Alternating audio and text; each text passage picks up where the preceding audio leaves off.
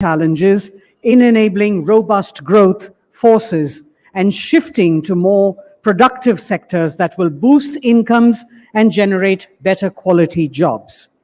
Micro, small, and medium enterprises, which comprise the majority of businesses in economies across the world, can deliver major gains provided they are empowered with finance and digital resources. Our panelists for this session are Mr. Bob Sternfels, Global Managing Partner, McKinsey & Company, the US. Mr. Martin Schroeter, the Chairman and Chief Executive Officer, Kyndryl USA. Mr. John Denton, the Secretary General, International Chamber of Commerce. Mr. Sun Xiao, the Secretary General, China Chamber of International Commerce. And to moderate this session, we have with us Ms. Rupa Purushothaman, Chief Economist and Head of Policy Advocacy at Tata Sons India. Please be seated, ladies and gentlemen. We're on to the session that discusses balancing growth and inclusivity. Rupa, it's over to you. Hi, everyone. Welcome to our panel on balancing growth and inclusivity, and thank you for being here with us today. I'd also like to thank our wonderful panelists for joining us and sharing their thoughts on what is probably the most important topic that we can talk about. So, when we think about inclusive growth, it's really been the foundation of the B20 deliberations this year, and rightfully so, right? Because if you look across this decade on nearly any measure of inequality, we have been seeing inequality increase, right? And when you look over the last few decades, sort of take a longer term view, inequality looking between countries may have been getting better, but inequality within countries has been worsening. And so we really need to take a look at really what's driving these trends. I think the other big thing, and why this is so important right now, is that as we look forward, right, we're sitting amidst a group of sort of trends that are really posing serious challenges to inclusion. One would be geopolitical fragmentation, right? And so the idea of increasing trade protectionism, and what does that mean for countries, especially developing countries, to really pursue an export-led strategy for growth. And the other big thing that I think is important is climate, right? Because whenever we think about climate impact, extreme weather events, really these things are hitting the most vulnerable the hardest. And so the trends are really pushing for inequality to exacerbate. And what I think we want to explore in this panel is what can we do, what concrete actions could really put inclusion at the center of growth. So with that, I'd like to introduce our panelists, and then we're going to give each of our panelists 5 minutes to share some opening thoughts, and then we'll open it up for a more moderated Q&A between all of us. So I'll start with my extreme left. We have Bob Sternfels, who is the Global Managing Partner of McKinsey.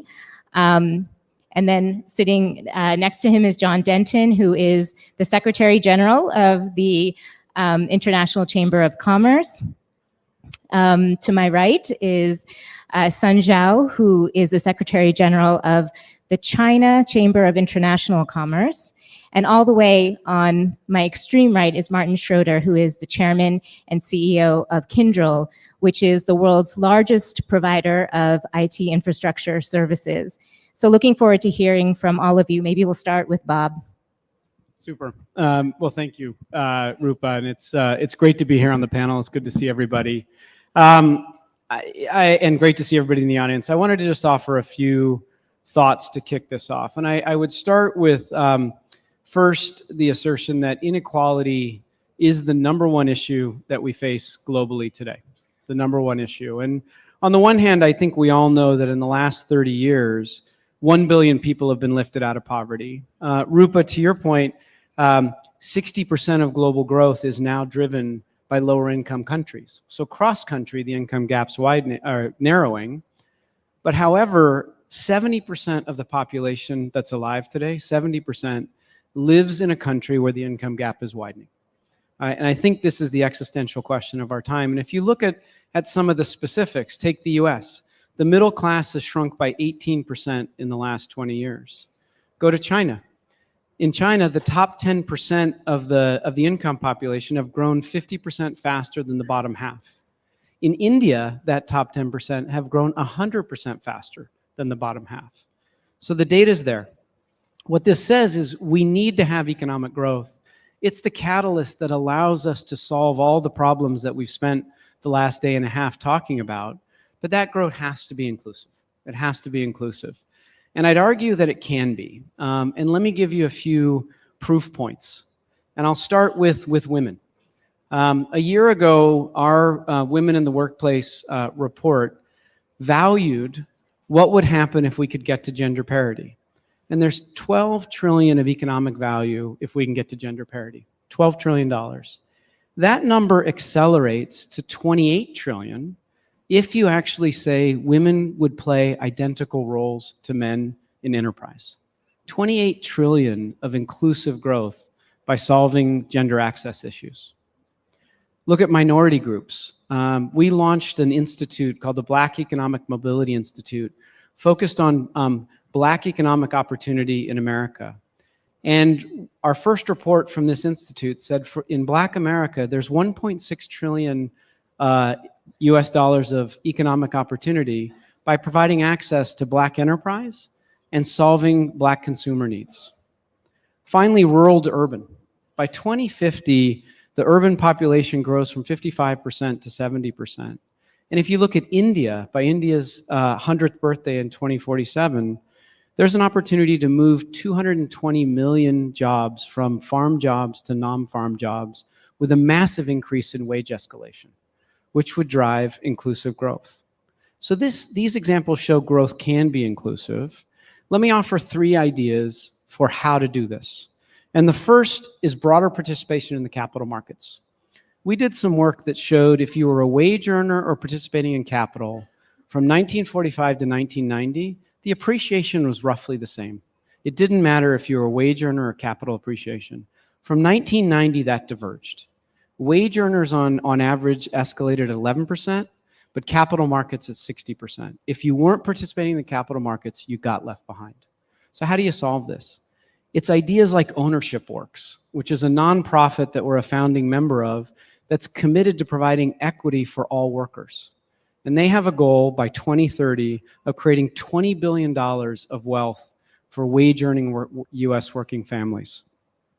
It's also SME growth, and John and I actually collaborated on an aspect of SME growth around global trade finance. But SMEs are 95% of the firms in the world today, and they account for 70% of the jobs in the world. But they lack 2 things. They lack access to credit, and they lack access to markets. 40% of applications for credit for SMEs are denied. And SMEs face enormous barriers in trade. We looked at just the finance aspect that said there's 1.6 trillion of value if we can just make it easier for SMEs to trade across borders. The last, and I think Martin would agree with this one, is there's an opportunity for inclusive growth through accelerating technology. We did some work looking at the value of generative AI around 67 specific use cases, and it shows there's $3 to $4 trillion of annual revenue available just in these 67 use cases. But the reason this is inclusive growth, if you take America alone, there's 12 million jobs that need to be reskilled to capture this value that cause a massive appreciation in the wages for those 12 million jobs. So done well, growth can be inclusive. This idea of access to capital, stimulating SME growth, and accelerating technology might be part of the pathway there. Thanks.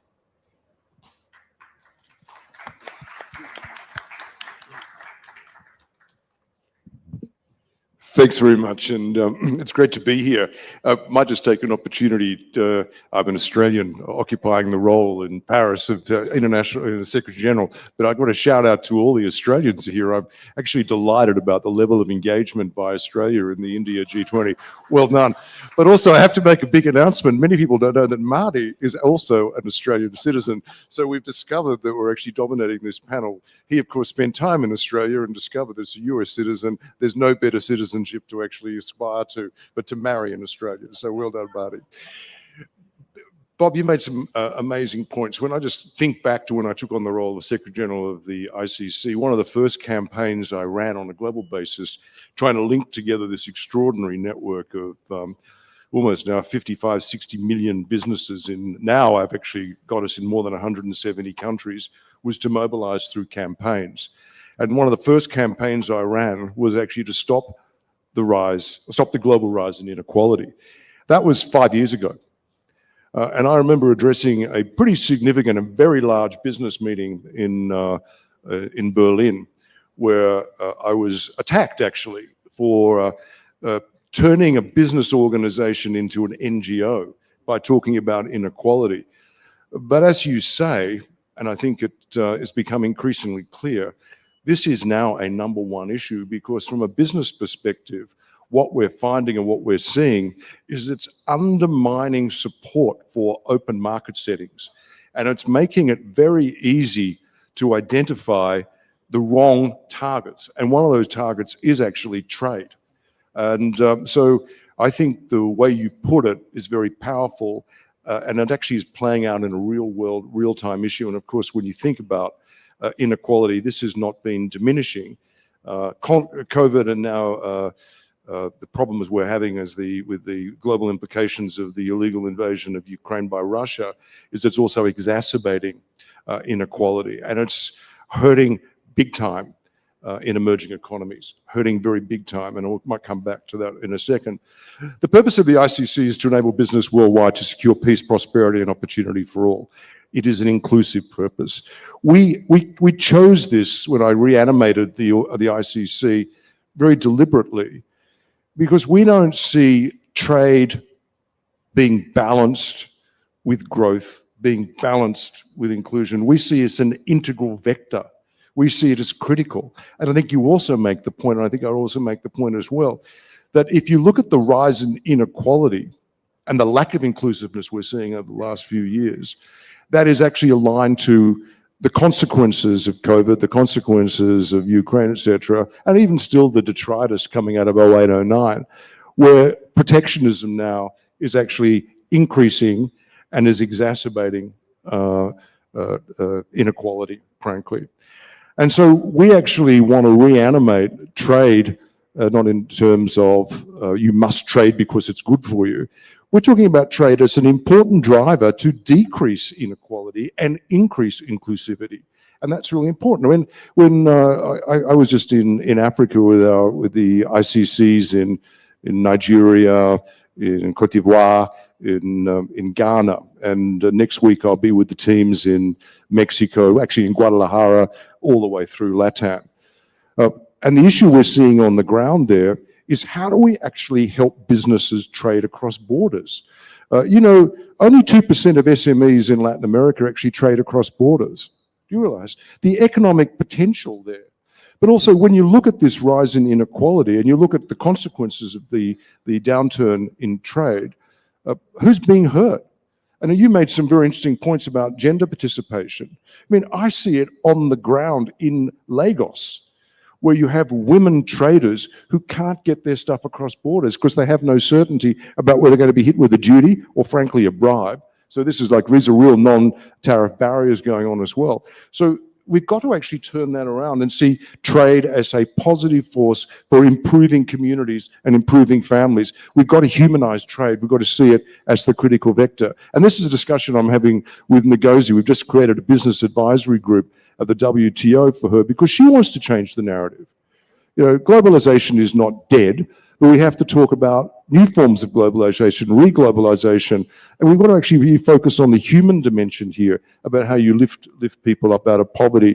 And also, I think we all know the numbers, but the reality is that helping companies trade across borders require countries to participate in a system that actually is steady, stable, and is predictable.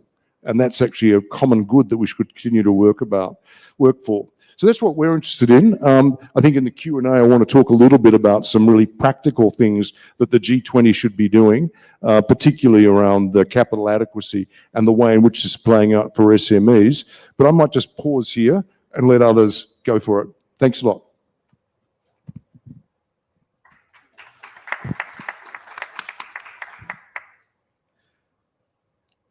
Hi, everyone. It's so good to join this panel and to see you all. Just now, my ICC colleague, friend John Denton made his comments in the global context, and I'm from the China Chamber of International Commerce, so I'm also a member of the ICC family, so I would like to speak from the China perspective. The concept of inclusive growth is long embedded in the Chinese culture. There is an old Chinese saying that it is more pleasant to play the music among the people rather than to play it alone. So you see, we already know the importance of common prosperity. And we all agree that the ultimate goal for growth is to increase the happiness of the people rather than to increase the deposit in your bank account. So no one will feel happy to live in a poor neighborhood and in a bad environment. So there is no contradiction between growth and inclusivity. And I will put it under three-dimensional relations: the human and nature, the human and human, and China and the world. Firstly, human and nature.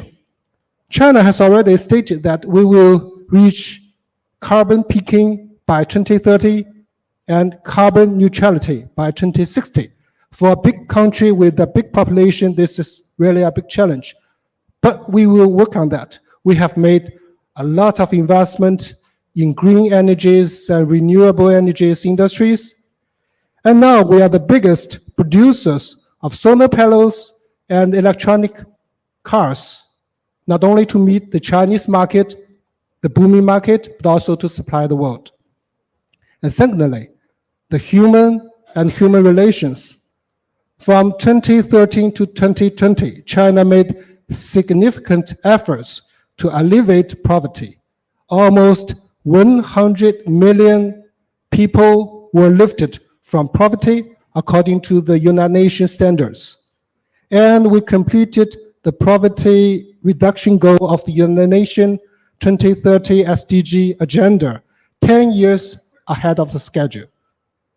And the business communities are also getting involved in this endeavor.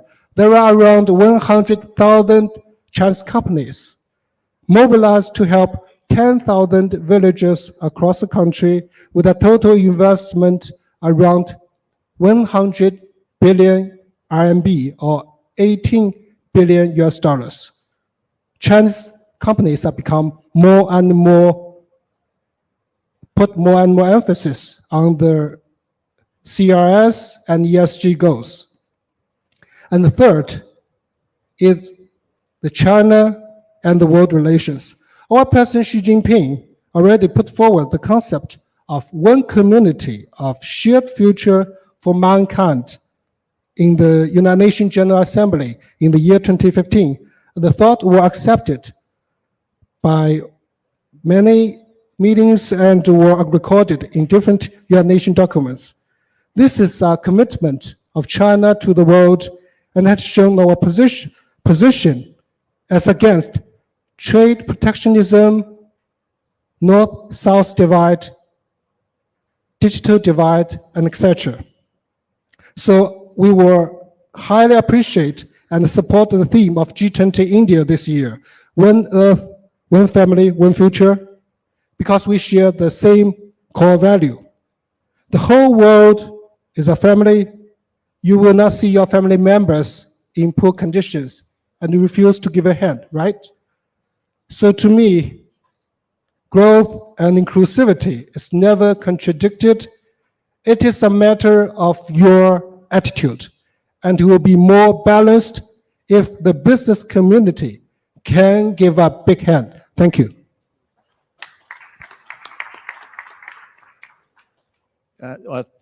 First, thank you, Rupa, for inviting me, and thanks to the B20 and the Confederation of Indian Industry to putting this together. It's really clear, I think you've heard from all the panelists, this is the issue that we need to address, and it's not one where we have to make a choice between growth and inclusivity. They are so supportive of one another. They're quite complementary. just a little bit by way of background, and you, Rupa, you gave us a little bit of, you told people a little bit about who we are. Just, we were a recent spin out of a large tech company. As Rupa said, we're the largest infrastructure manager in the world. We're roughly 85,000 people in 60 countries. And we're number 225 on the Fortune 500 list, and we're not quite 2 years old yet.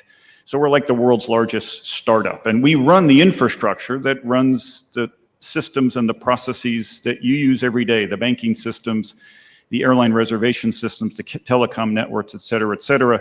So as an example, here in India, our customers, the customers for which we run their systems, touches about 1 billion people in the way we interact and they interact with their customers. So just a little bit about us. I want to pick up on what Bob said, because I completely agree with him that technology is part of an answer here.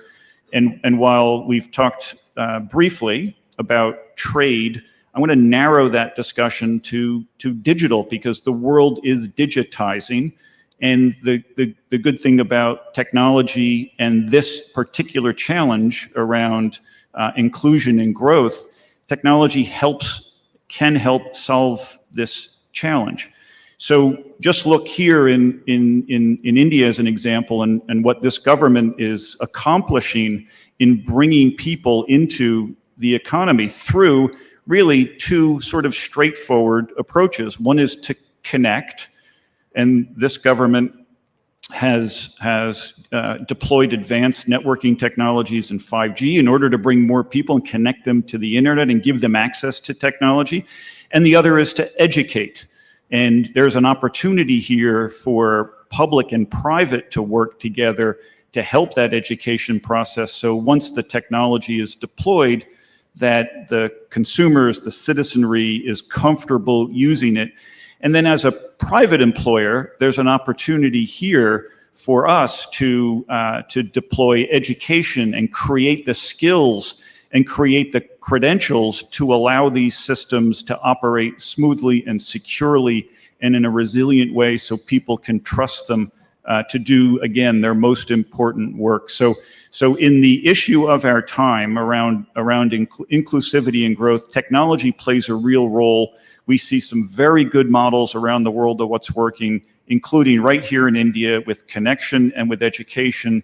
And there's a role, obviously, as I said, for private to not only help those efforts, but also to deploy skills and create skills so that people have long-term, high-paying jobs in careers that are meaningful, and they become part of a system that should, quite frankly, be working for more and more of us.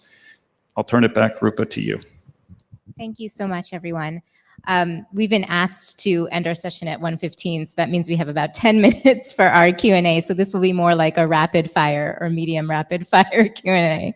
But I'll start with Bob. I think, this has been brought up almost by everyone, but this question of increasing trade protectionism, we're seeing export restrictions, investment screenings. How can we think about, particularly for developing countries, to navigate an environment that has changed dramatically over the last 7 or 8 years, to think about a strategy for growth that will work for them?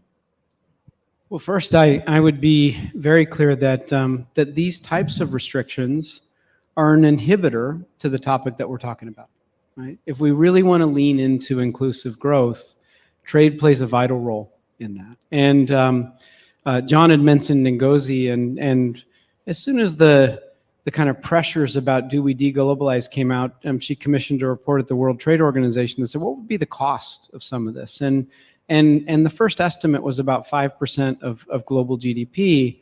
And by her own admission, it was a narrow definition. So we had our McKinsey Global Institute take a deeper look at this. And we looked industry vertical by industry vertical, went 6 levels deep.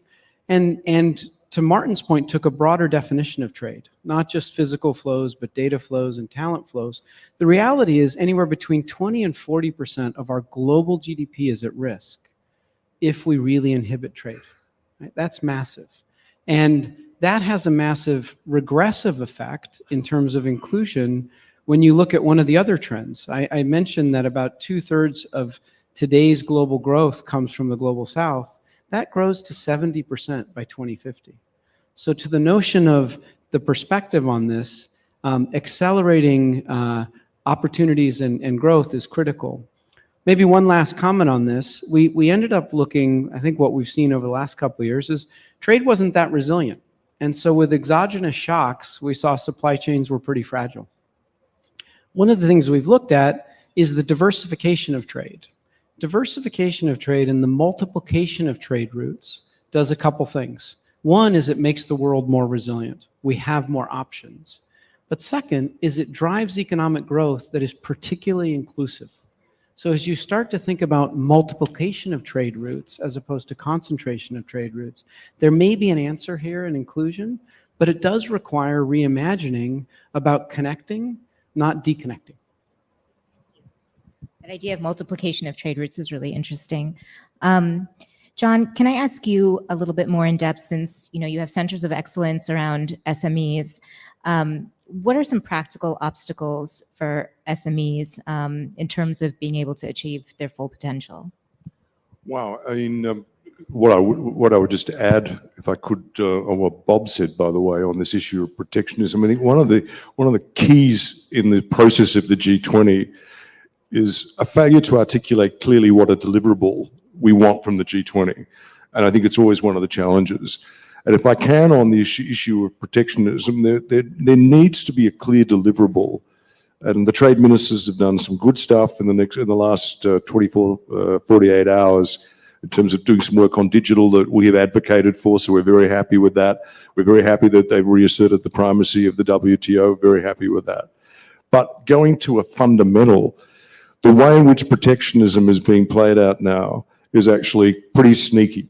There's an illegitimate use of some of the provisions under the WTO agreement around health, around subsidies, around national security, all of which, I'm saying illegitimate, not illegal, all of which are creeping.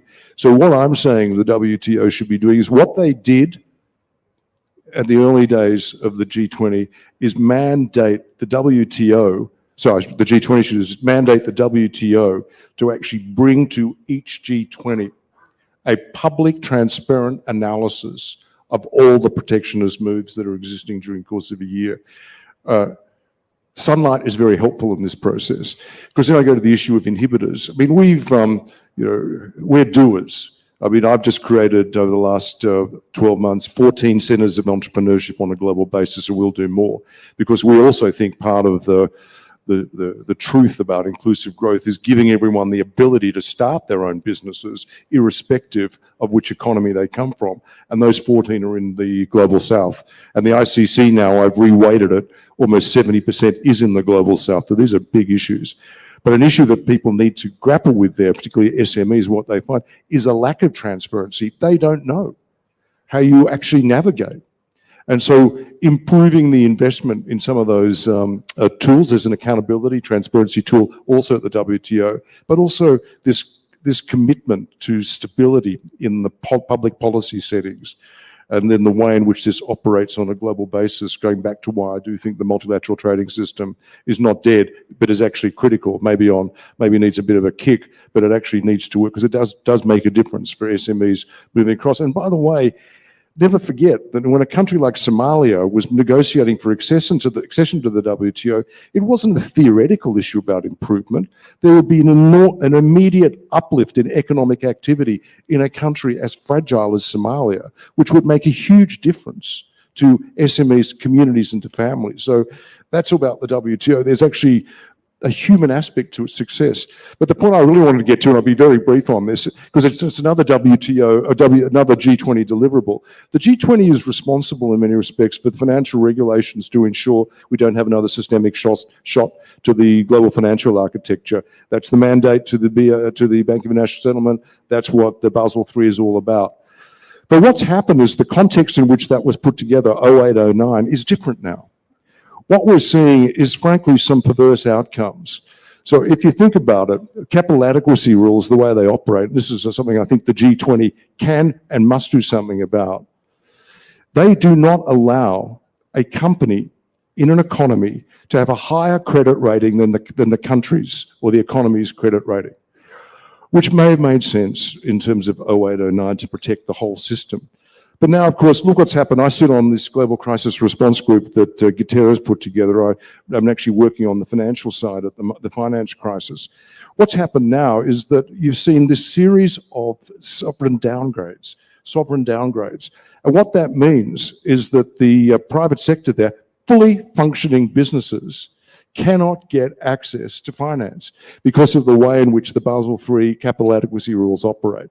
Now, this is something that the G20 can actually do something about, which would have a practical impact, because at the moment, those SMEs will be investing in renewable energy, SMEs will be leading opportunities for women-led entrepreneurs, etc., cannot get access to business, and they're perfectly legitimate functioning businesses because of the perversion in the way in which this rule applies. So I think that is a clear deliverable and it's a practical impact. Thank you, John. Martin, I just want to ask a question about the economic participation of women. And I think for you, as a company that has grown quite dramatically in the last 2 years, how have you thought about being able to incorporate women fully in the workforce? And also thinking about the future of work, remote work, this could either pose a positive outcome, or it could be a big challenge for this question of women in the workforce. What do you think about it? Yeah, thank you. So first of all, the future of work is an unknown. It's going to be a massive exercise in human behavior, and each of us, for us in particular, where our entire business is built around getting the right people and getting the best people, we're going to have to continue to provide agency to people. But I think that also helps, Rupa, to get into some of the challenges that each of us faces, particularly in technology, where we tend to have women underrepresented. We do well within our industry, but we don't do well compared to some of the best in the world. Let me step back for a second, Rupa, because I think what two of my fellow panelists talked about is really important from a policy perspective, and that is, as Bob said, well, the world is digitizing, and so the digital trade policies that governments put in place become very important. And obviously, every government has a role in protecting its citizens' data, their personal data, making sure it's secure, making sure it's resilient, et cetera. But most of what we deal with is non-personal data. And so we're very active, as many of our peers are, in making sure that governments engage and get digital trade policies with regard to non-personal data right, because there are very few things that could have a bigger impact in the near term than creating the right digital trade policies. So once again, we get more people connected into the economy. As an employer, in addition to advocating for good digital trade policy, and by the way, there are plenty of good examples of what good digital trade policy looks like. So governments are getting this right in lots and lots of places. As an employer, we also have an ability to influence and to address this through policies around maternity leave, policies that really reflect the challenges that bringing women into the workforce or keeping them or retaining them in the workforce meet. So we, as an example, again, we provide a lot of agency to our people so that they stay with us and allow them the flexibility they need, the autonomy they need to meet the challenges of day-to-day life. So there's a policy element as an employer that certainly helps. And then there is a discrete effort to actually to meet people where they are on this career journey, whether that's education, whether that's skills. We have to reach them where they are, and many times that means you have to go, for instance, in India, which we do now, you have to go to the next tier of cities or the tier of cities after that. We have to educate people in the country, et cetera, et cetera, et cetera. So there's a role for us to play in terms of influencing policy, because digital trade policy done well can be an enormous enabler to bring get people engaged into the economy. And then as an employer, how the policies we put in place to support women in the challenges that they face, and to meet them where they are with regard to skills, with regard to education, and give them the agency need, can have an enormous impact on starting to address what is clearly something that we as a technology industry are a bit behind in. Sure, and I just can't not speak on this topic. I just think one other really concrete idea when we think about women in the workforce, especially in a place like India, at the national level, is to sort of reimagine a public care infrastructure. I think that can do wonders and probably be one of the biggest boosts to GDP. We have to close. I'm going to ask one last question to Sun. If there's one lesson that China can provide in terms of poverty alleviation for the rest of the world, could you share that with us? And then we'll close. Yeah, sure. Thank you. Thank you, Rupa. As the time is running, I will be rather short. Starting from 2013, we send our people to those villages to help them. And these people need to live there for at least 2 years. And if one term is finished, newcomers will go there to stay another 2 or 3 years. Not only by doing this, that we can find path for their development. So the lesson is that to teach them how to fish rather than to give fish. One more lesson is that after 2020, the campaign for poverty alleviation is finished. Another plan we called the rural vitalization plan is continued. So this is a long-term work. We need to continue, just like planting trees. You need to hold the tree long enough until the root grasps the land firmly. Thank you. Thank you so much to my panelists, and thank you everyone for listening to us. I hope we've come up with some good concrete ideas on this very vast topic. Thank you. Thank you, Rupa. May I request you to please present tokens of appreciation to all our panelists. They're just coming up here. And if I could request our panelists also, then after you've received your gifts, to please stay on for a group photograph.